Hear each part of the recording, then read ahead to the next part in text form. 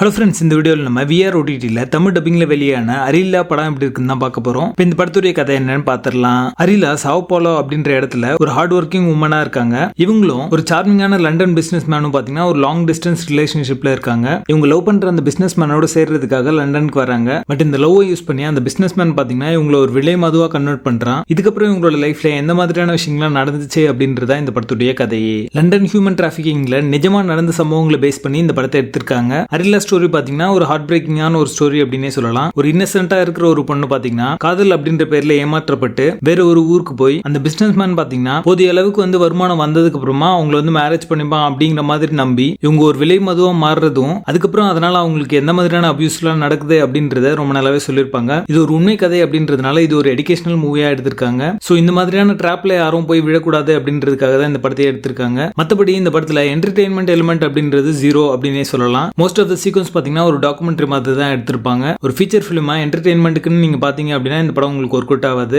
இதுல சொல்லப்பட்ட அந்த கருத்துக்காக நீங்க பாக்குறீங்க அப்படின்னா இந்த படத்தை ஒரு முறை பார்க்கலாம். படத்துடைய பேசிங் ஸ்லோவா இருக்கும். மொத்தத்துல இது ஒரு பிளே ஆவரேஜ் மூவி தான். ஸ்ட்ராங் அடல்ட் கண்டென்ட் இருக்கு. ஸோ ஃபேமிலியோட பார்க்காதீங்க. அரிலா படத்துக்கு எங்களோட ரேட்டிங் 4.5 out of 10.